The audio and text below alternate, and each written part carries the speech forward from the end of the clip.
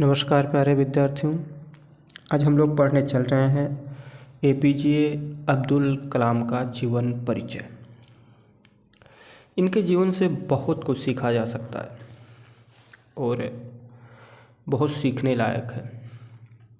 एक कहानी है कि जब ये एयरफोर्स में यानी इन्हें जहाज़ उड़ाने का वो पायलट नहीं बन पाए, बहुत शौक़ था। यानी कहा जाता है कि 10 लोग ही, जिसे फॉर एग्जांपल कि 10 लोगों का चयन करना ही था कि 10 लोग ही चुने जाएंगे। तो इनका स्थान 11वां आया था। अब 10 तो ले लिए गए, अभी एक स्थान से अपने चूक गए। बहुत हताश हुए, निराश हुए कि भाई अब हो गया समाप्त। तो चले जा रहे थे पहाड़ पर, वहाँ बैठे थे कि अब समाप्त कर लेंगे, जीवन ही से ख़त्म। भाई बहुत मेहनत करने के बाद भी तो एक ऋषि मिले इन्हें, एक मुनि मिले, तपस्वी मिले, साधु कह सकते हैं आप। शिवानंद नाम था। नाम लोग अलग अलग बताएंगे। उन्होंने इनसे कहा कि पूछा कि भाई यहाँ क्या, तो उन्होंने बताया कि अपनी कहानी बताई। तो उन्होंने कहा कि भगवान तुम्हें इसलिए यहाँ से हटा दिया कि इससे बड़ा तुम्हारे लिए कुछ रखा हुआ है। यानी ये जहाज़ उड़ाना ये तो छोटी चीज़ है, क्या पता भगवान तुम्हारे लिए इससे ज़्यादा सोच के रखा हो और तुम वो नहीं सोच पा रहे हो जो भगवान तुम्हारे लिए सोच के रखे। जाओ मेहनत करो, इससे ज़्यादा होगा। फिर क्या हुआ? फिर मिसाइल मैन के नाम से प्रसिद्ध हो गए, यानी मिसाइल ही बना दिए, राष्ट्रपति हो गए। कहने का मतलब कि एक छोटी सी चीज़ ना मिलने की वजह से लोग हताश हो जाते हैं, निराश हो जाते हैं।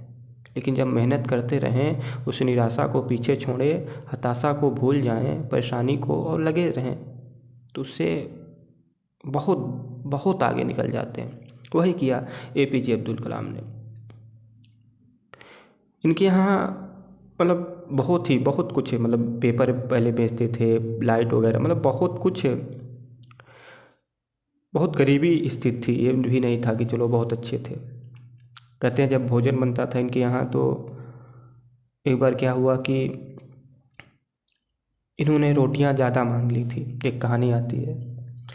तो इनके जो भाई थे वो इनके हाथ से रोटी लेकर रखवा दिए, सबसे छोटे थे। तो इन्होंने कारण पूछा कि भाई हमारे भाई रोटी क्यों रख दी है। तो उन्होंने कहा कि रोटी सबके लिए उतनी ही बनी है जितना कि सबके हिस्से में आए। अगर तुम रोटी खा लोगे एक्स्ट्रा, तो जो माँ है वो भूखी सो जाएंगी, तुम उनके हिस्से खा रहे हो। यानी गरीबी भी कहने का मतलब है कि इनके पास ज़्यादा थी, ये नहीं था कि बहुत अमीर थे। इस प्रकार थे। उसके बाद ये मिसाइल मैन बने, मिसाइल बना रहे, राष्ट्रपति बने। तो खैर इनके जीवन से भाई बहुत कुछ सीखना है। आइए देखते हैं इनके जीवन परिचय को। इनका जीवन परिचय: जन्म 1931 ईस्वी, प्रसिद्धि मिसाइल मैन एवं जनता के राष्ट्रपति। पिता इनके कौन थे? जैनुलाब्दीन। माता अशियम्मा।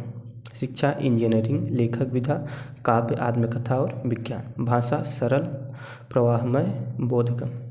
शैली चिंतनपरक और आत्मकथात्मक। प्रमुख रचनाएं इनकी कौन कौन सी हैं ये आप देख लीजिए। Igniting mind, unleashing the power with in India, my journey, ये इनकी क्या रचनाएं हैं। और इनकी मृत्यु भी 2015 में हो गई थी। जन्म कब हुआ? 1931। मृत्यु कब हुई? 2015 में हुई। ठीक, आइए देखते हैं। मिसाइल मैन एवं जनता के राष्ट्रपति के रूप में प्रसिद्ध डॉक्टर एपीजे अब्दुल कलाम का पूरा नाम अब्दुल बाकिर जैनालुब्दीन अब्दुल कलाम है। इनका जन्म 1931 ईस्वी में तमिलनाडु राज्य के रामेश्वरम जिले के धनुषकोडी गांव में हुआ।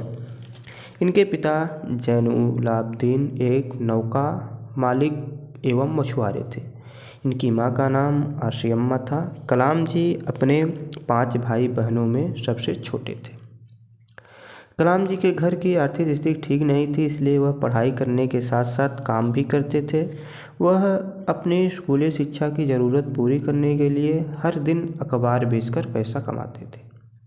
उन्होंने अपनी प्रारंभिक शिक्षा रामनाथपुरम के एक मैट्रिकुलेशन स्कूल से पूरी की और स्नातक की पढ़ाई सेंट जोसेफ कॉलेज तिरुचिरापल्ली से पूरी की।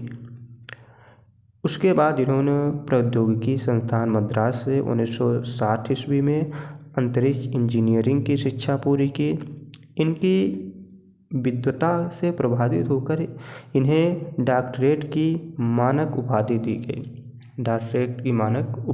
गई।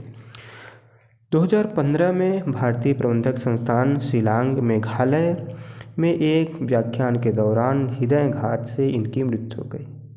भले ही वे आज इस संसार में नहीं हैं, किंतु उन्होंने भारत में जो सफलता और ऊंचाई दी है उसको पूरा देश ही नहीं विश्व सदा याद रखेगा।